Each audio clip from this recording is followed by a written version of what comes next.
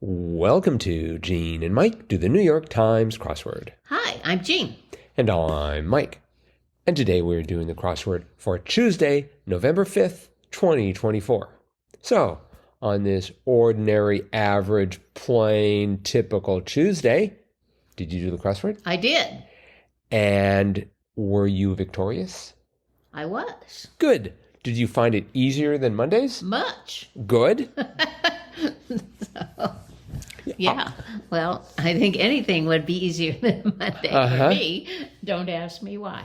Tis a mystery. I found it just a little difficult because of the nature of the grid. Just a little harder to read than usual. Well, that's true with those lines. Yes. Yep. And so I hate when they do that. You know, when they color. I mean, I understand it's part of the puzzle and it makes it fun and interesting. But at the time that I'm solving, I'm like, okay, I mean, the lines aren't bad, but sometimes when they make the squares gray, you know, it can sort of be hard to follow. Right. But it was all in a good cause. That's right. It was part of the theme. Yes. So why don't we begin with that? Okay. Well, the puzzle had 4 different areas where there was a line that created like a little curly Q, I guess you could call it. It reminded me of croissants, you know, where it looked like it was just curling around itself like a snail shell. Mais oui. And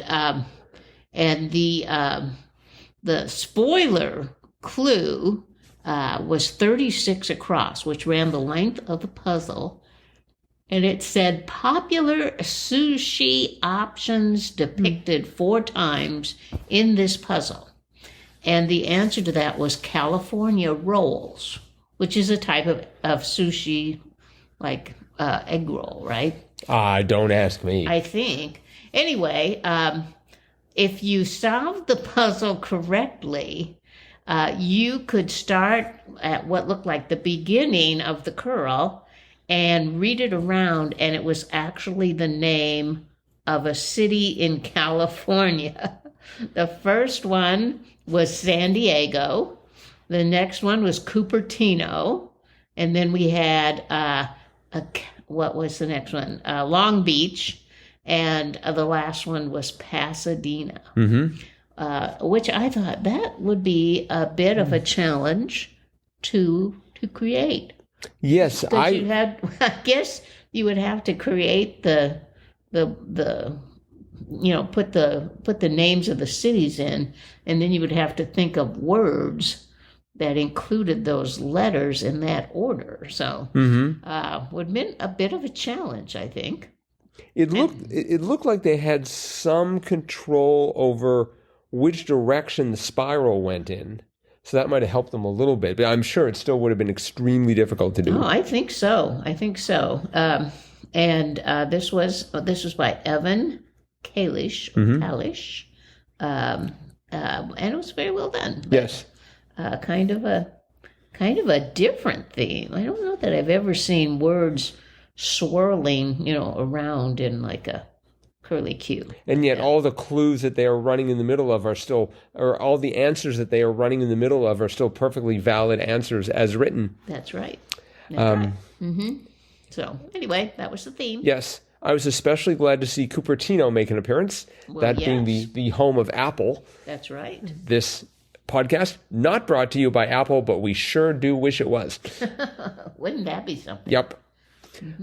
Hey, Apple, let's talk. So, and let's see, San Diego and Long Beach and Pasadena. That's correct, yes.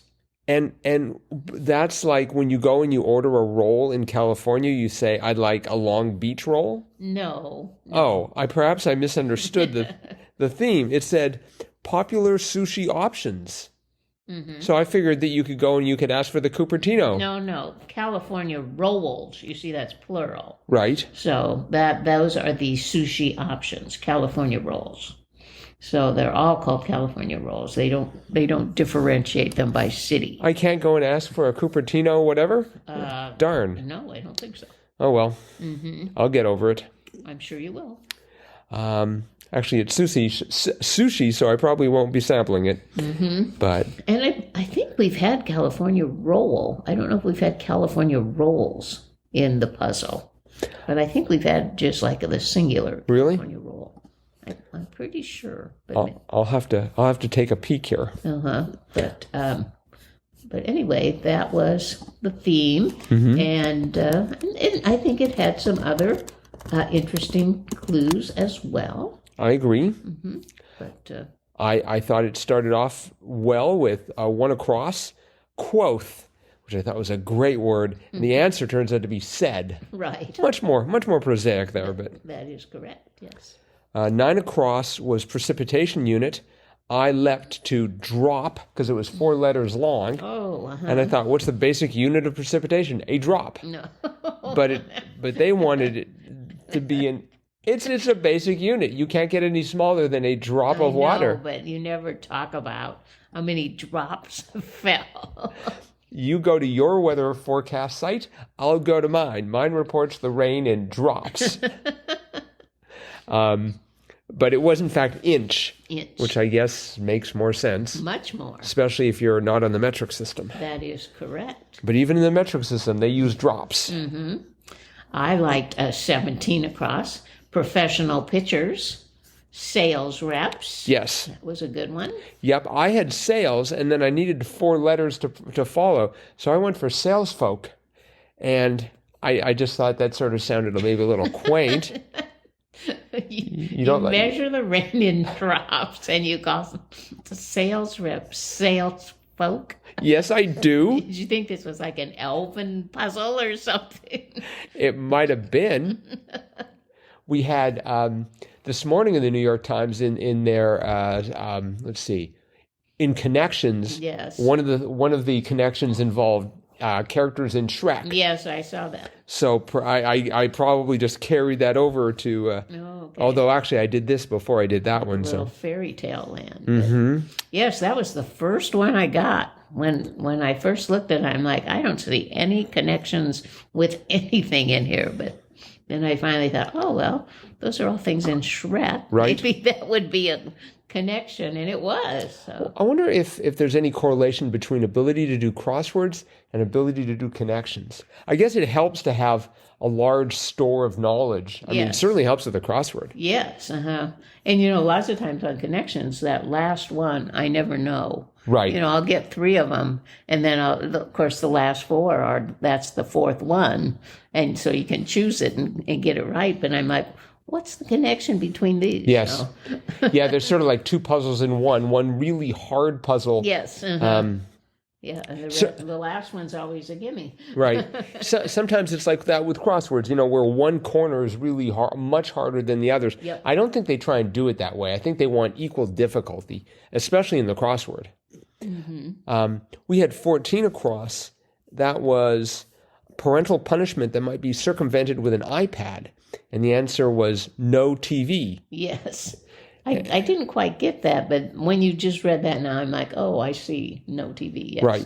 Could be circumvented with an iPad. So for parents out there, we'd like to recommend you buy yourselves a Faraday cage. Put your kid in the Faraday cage with the iPad and then just laugh at them because they won't be able to get any signal at all. And if that's the case, you are cruel parents. So actually, don't follow my advice. Probably not a good idea.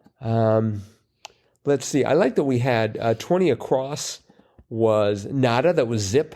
And then 20 down was, 20 down was what a shock, zap. Yep. So zip we and had zap. So we had zip and zap. That was pretty good. Sounded like some sort of NPR show, Zip and Zap, the Tappet Brothers, or something like that. I had a little trouble with 29 across, but I liked it. Creative Spark for short. INSPO. INSPO, I guess, short for inspiration. Yeah, I've never used that word before. INSPO. I'm not convinced that's a word. I think Evan was just making things up at this point. I don't know that I've ever used that. INSPO? Oh, he was my INSPO. I would like to know if anyone gets that.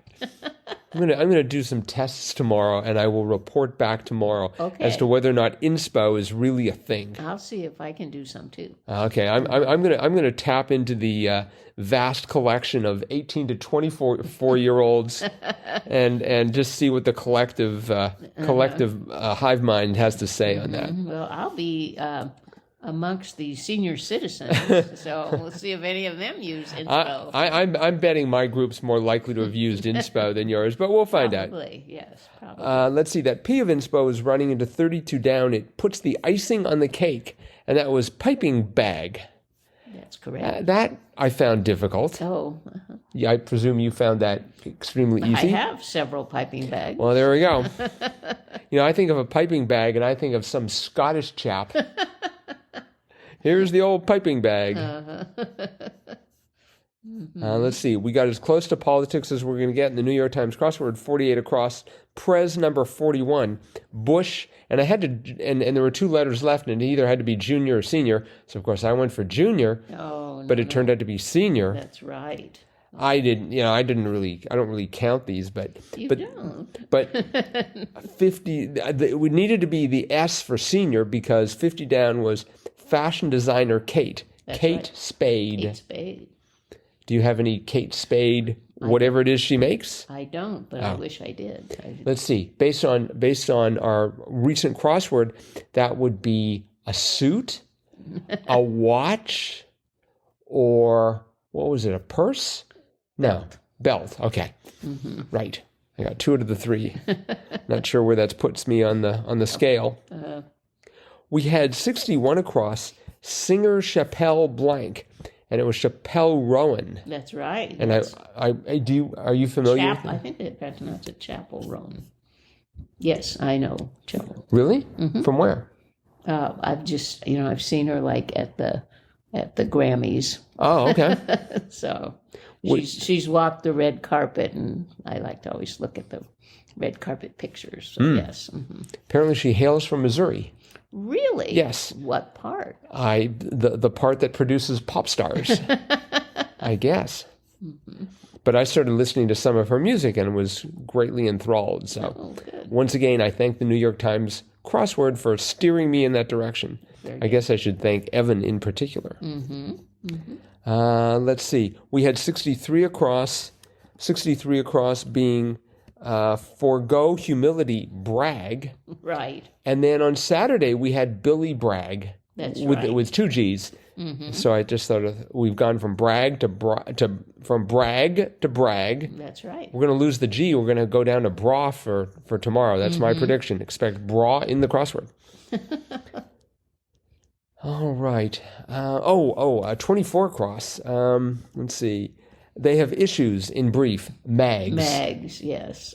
That was quite well done.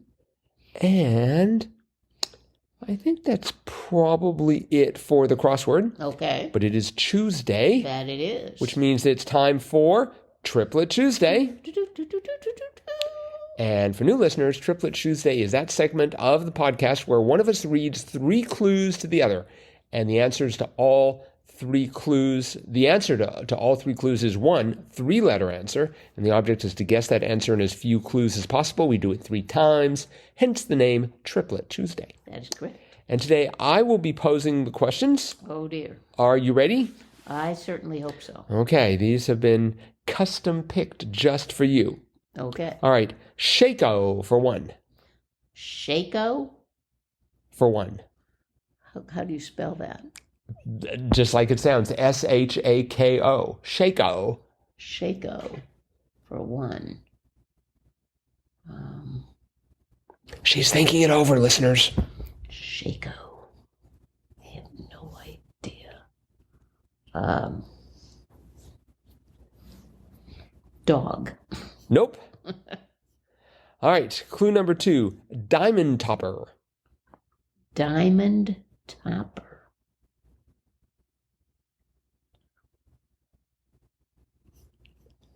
Diamond topper? Diamond Topper. Diamond topper. What kind of diamond?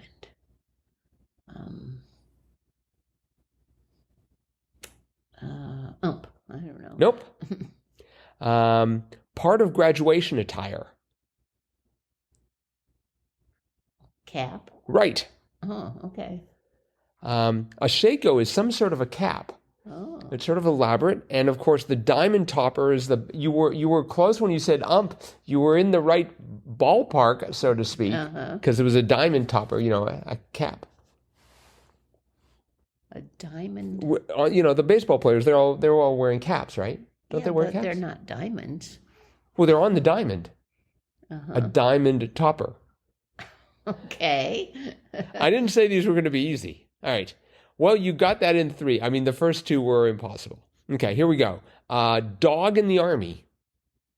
Dog in the army. Yes. Okay. A dog in the army. Dog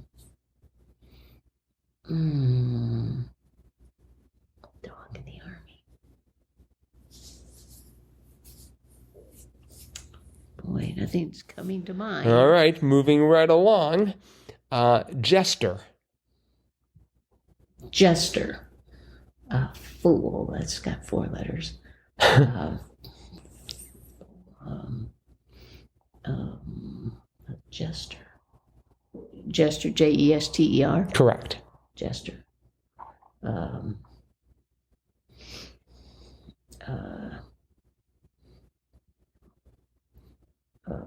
I don't know. Oh, you're close. Let's see. Make like a puppy's tail. Wag. So a dog in the army, I guess, is a wag. A dog in the army. Because aren't wags, that's the nickname they give for women in the army? There's wax and waves. Oh, well, this was clued as dog in the army. Well, why would that be a woman in the army? Well, the clue was dog in the army. The answer was wag. I'm not sure if women come into this, but so all right, here we go. Last set of clues. Are you ready? Mm-hmm. Carpenter's sound at times.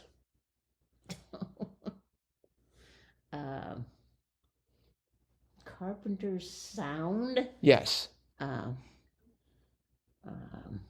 Tap. Nope.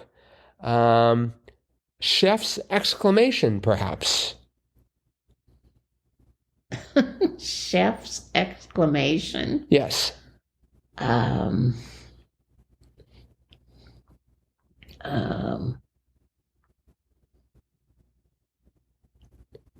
Chef's exclamation. I would say brr. I don't know. Oh, again, you were close. Cousin of kapow. Of Catal? No. Kapow.